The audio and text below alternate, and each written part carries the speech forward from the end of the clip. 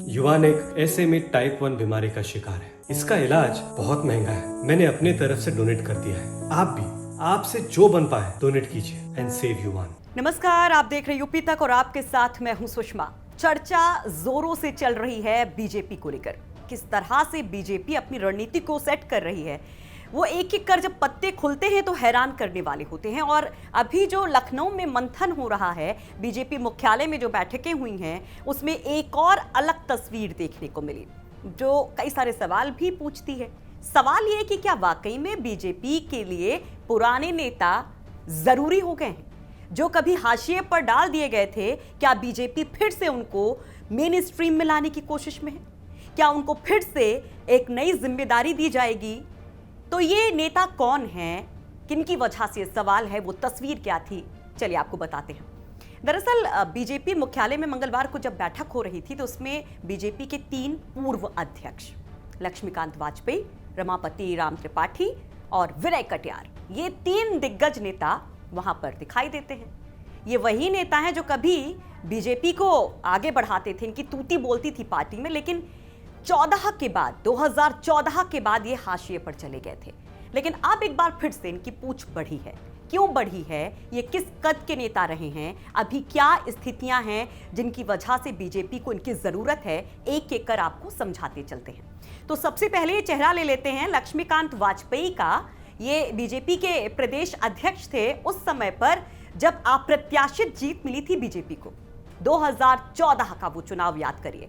उसके बाद से ही मानो कि सियासत की गति बदल गई थी, बीजेपी एकदम से छा गई थी। और अभी ये स्थिति है कि बीजेपी को हटाने के लिए सारे दल एकजुट होने की बात कहते हैं। सबसे बड़ी शक्ति बीजेपी बनी थी 2014 में, तब उत्तर प्रदेश में बीजेपी की कमान थी लक्ष्मीकांत वाजपेयी के हाथ में। जीत तो मिल जाती है, 71 सीटें बीजेपी जीत जाती है, लेकिन जब अगली परीक्षा की बारी आती है, 2017 विधानसभा चुनाव की बारी आती है, तो मॉनिटर बना दिया जाता है केशव प्रसाद मौर्य को। लक्ष्मीकांत वाजपेयी को साइड कर दिया जाता है।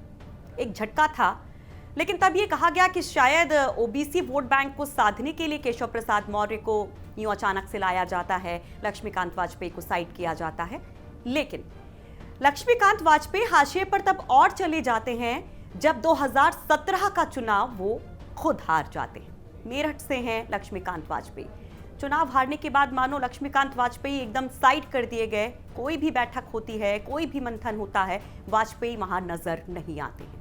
लेकिन एकाएक जब लक्ष्मीकांत वाजपेयी से अभी कुछ दिन पहले स्वतंत्र देव सिंह जो पश्चिमी यूपी के दौरे पर पहुंचे होते हैं और लक्ष्मीकांत वाजपेयी से मिलने चले जाते हैं, जैसा यूपी तक ने सबसे पहले आपको दिखाया था, बताया था, इस मुलाकात के मायने को समझाया था, तभी हमने आपको हिंट दिया था कि क्या लक्ष्मीकांत वाजपेयी को एक बार फिर से वापस लाया जा सकता है? क्या उनको पश्चिमी उत्तर प्रदेश में अहम जिम्मेदारी दी जा सकती है? क्या ब्राह्मण जो नाराज हैं उसको दूर करने के लिए लक्ष्मीकांत वाजपेयी की जरूरत है पार्टी को?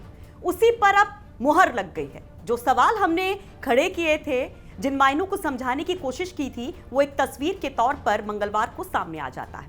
तो अब आप समझ ही गए होंगे कि पश्चिमी उत्तर प्रदेश में जाटों की नाराजगी, किसानों की नाराजगी बीजेपी के लिए कितनी बड़ी मुश्किल है। ब्राह्मणों की नाराजगी ओवरऑल देखें तो बड़ी मुश्किल है। ऐसे में लक्ष्मीकांत वाजपेयी बीजेपी के लिए बहुत अहमियत रखते हैं।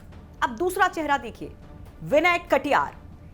जब बात होती है कि राम मंदिर की सियासत की, जब ये सियासत परवान चढ़ रही थी, जवान हो रही थी, तब एक युवा चेहरा सबकी नजरों में था, विनय कटियार। बजरंग दल की कमान उनके हाथ में थी, कभी विश्व हिंदू परिषद के भी वो एक अहम जिम्मेदार नायक रह चुके हैं।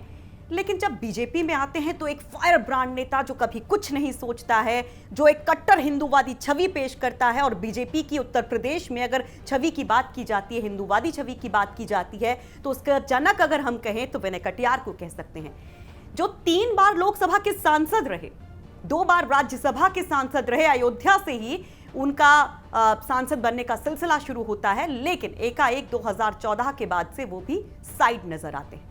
2018 का जो राज्यसभा का चुनाव था, उसमें विनय कटियार को उम्मीद थी, सबको उम्मीद थी कि शायद उनको फिर से कैंडिडेट बनाया जा सकता है, लेकिन ऐसा नहीं होता है। स्थितियां बदलती हैं, समीकरण बदलते हैं और कटियार हाशिए पर चले जाते हैं। राम मंदिर का जब एक इतना बड़ा फैसला सुप्रीम कोर्ट की ओर से आता है, तब कटियार बोलते हैं और कहते हैं कि ये तो सिर्फ अयोध्या की बात है, अभी काशी बाकी है, अभी मथुरा बाकी है। लेकिन उससे ज़्यादा उनका कोई रोल दिखाई नहीं देता। वो बहुत ज़्यादा ना तो खबरों में रहते हैं, चाहे टेलीविज़न की बात करें, चाहे समाचार पत्रों की बात करें, नहीं दिखाई देते। लेकिन जब मंगलवार की बैठक में विनय कटियार दिखते हैं, तब सवाल ये उठता है कि क्या एक बार फिर से राम मंदिर का मुद्दा, हिंदुत्व का मुद्दा सबसे अहम रहने वाला है बीजेपी के एजेंडे में? क्योंकि एक बड़ा वादा पूरा किया गया है, तो क्या इसको भुनाने के लिए विनय कटियार को आगे किया जा रहा है? और इन सब पर भी एक और अहम बात विनय कटियार के लिए महत्वपूर्ण हो जाती है, जो उनको यहां पर मेन स्ट्रीम में लाने के लिए बीजेपी को मजबूर कर रही है। ओबीसी चेहरा, कुर्मी चेहरा है विनय कटियार। तो देखिए कि कैसे कुर्मियों को साधने के लिए, ओबीसी वोट बैंक को साधने के लिए अपना दल के साथ साथ तमाम छोटे दलों पर भी डोरे डाले जा रहे बीजेपी की तरफ से। और ऐसे में अपना एक सबसे महत्वपूर्ण नेता बीजेपी को याद आ जाता है।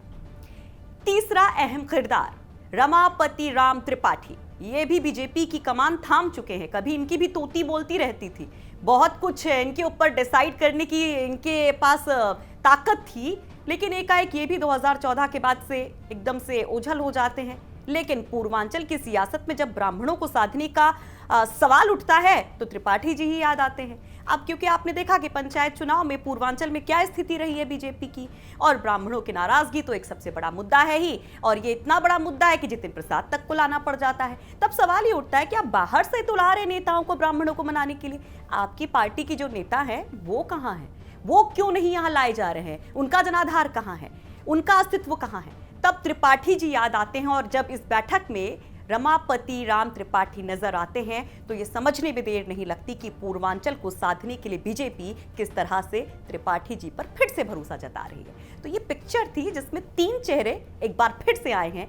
अब ये जब तीन चेहरे सामने आए तो कितनी जिम्मेदारियां इनको मिलती हैं, किस तरह से इनको एक बार फिर से मेन स्ट्रीम से कनेक्ट किया जाता है, और ये क्या वाकई में उसी रफ्तार के साथ, उसी रुतबे के साथ और उसी जोश के साथ यहाँ पर अपनी प्रेजेंस को दर्ज करा पाएंगे, उतना फायदा बीजेपी को दिला पाएंगे? ये भी अहम सवाल है। तो हम कहते हैं ना कि अगर खबरों की खबर लेनी है और आपको हर एक पिक्चर को समझना है, सियासत की एक एक तस्वीर को समझना है, तो यूपी तक देखिए। हमारा वादा है कि कोई पिक्चर, उसके मायने कभी नहीं छूटेंगे। देखते रहिए यूपी तक।